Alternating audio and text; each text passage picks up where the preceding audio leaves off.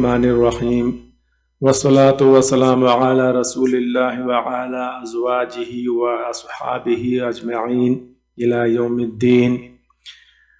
آج ہم پڑھیں گے research paper number 1 chapter number 2 قبروں سے متعلق آخری اہم وصیتیں۔ پچھلے چیپٹر میں ہم لوگوں نے پڑھا تھا اللہ جل جلالہ کی وحی سے متعلق آخری وصیتیں۔ آج ہم پڑھیں گے قبروں سے متعلق آخری اہم وصیتیں۔ بسم اللہ الرحمن الرحیم۔ قبروں سے متعلق آخری اہم وصیتیں۔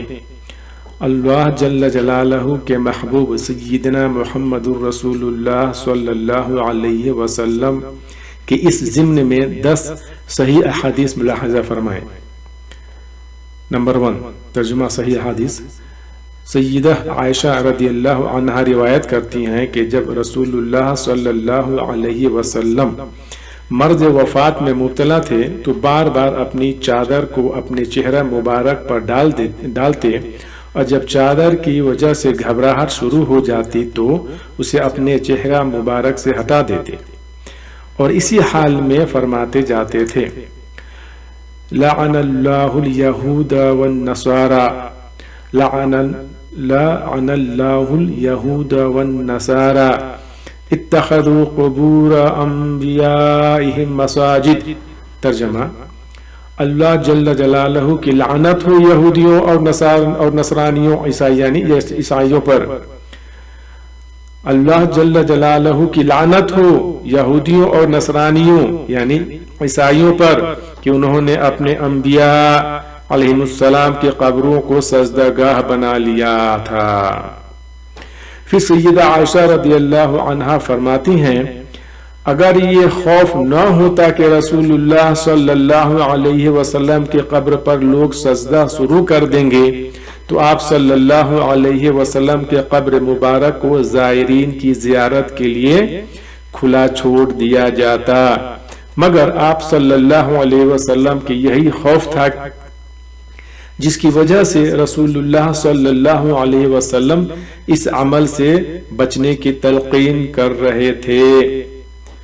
صحیح بخاری کتاب الجنائز حدیث نمبر 1390 1390، اور اس کو صحیح مسلم میں بھی دیکھا جا سکتا ہے۔ صحیح مسلم کتاب المساجد حدیث نمبر 1183 1183۔ نمبر 2 ترجمہ صحیح حدیث۔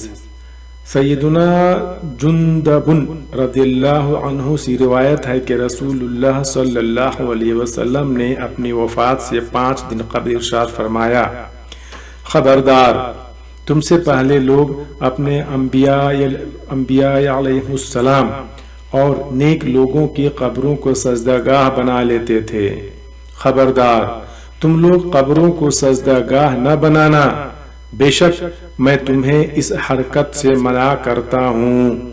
صحیح مسلم کتاب المساجد حدیث نمبر 1188 1188۔ نمبر 3 ترجمہ صحیح حدیث۔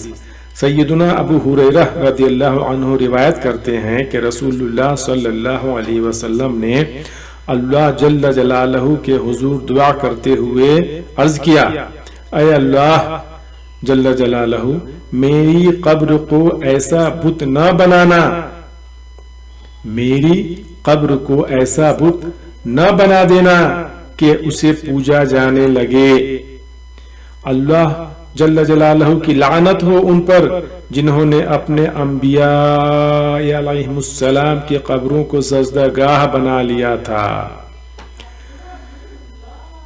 اللہ اکبر۔ مسند امام احمد مسند ابی ہریرہ رضی اللہ عنہ حدیث نمبر 7352 7352۔ نمبر 4 ترجمہ صحیح حدیث۔ سیدنا جابر بن عبداللہ رضی اللہ عنہ روایت کرتے ہیں منع فرمایا ہے رسول اللہ صلی اللہ علیہ وسلم نے، پہلا قبروں کو پکا کرنے سے، دوسرا ان پر عمارت بنانے سے، اور تیسرا ان پر بیٹھنے سے چاہے وہ چاہے ویسے بیٹھنا ہو چاہے مجاور بن کے۔ اور چوتھا، ان پر لکھنے کتبہ لگانے سے۔ نوٹ خلاصہ، آخری جملہ نمبر 4 جامعہ ترمذی میں موجود ہے۔ یہ سب حدیث دیکھے جا سکتے ہیں صحیح مسلم کتاب الجنائز حدیث نمبر 2245، جامعہ ترمذی کتاب الجنائز حدیث نمبر 1052۔ نوٹ خلاصہ، اپنے کسی عزیز کی قبر کی نشاندہی کے لیے اس کی قبر کے سرہانے پتھر سے نشانی رکھنا رسول اللہ صلی اللہ علیہ وسلم کی سنت مبارکہ ہے۔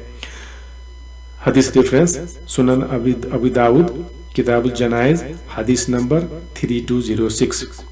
نمبر 5 ترجمہ صحیح حدیث۔ سیدنا ابو مرثد غنوی رضی اللہ عنہ روایت کرتے ہیں کہ رسول اللہ صلی اللہ علیہ وسلم نے ارشاد فرمایا، قبروں پر مت بیٹھو اور نہ ہی ان کی طرف رخ کر کے نماز پڑھو۔ صحیح مسلم کتاب الجنائز حدیث نمبر 2250۔ نمبر 6 ترجمہ صحیح حدیث۔ سیدنا ابو ہریرہ رضی اللہ عنہ روایت کرتے ہیں کہ رسول اللہ صلی اللہ علیہ وسلم نے ارشاد فرمایا، اپنے گھروں کو قبرستان مت بناؤ، یعنی ان میں نوافل پڑھنے کا اہتمام کیا کرو، اور میری قبر کو میلہ گاہ نہ بنا لینا، اور مجھ پر درود بھیجو، تم جہاں کہیں بھی ہو تمہارا درود مجھ تک پہنچا دیا جاتا ہے۔ سنن ابی داؤد کتاب المناسک حدیث نمبر 2042۔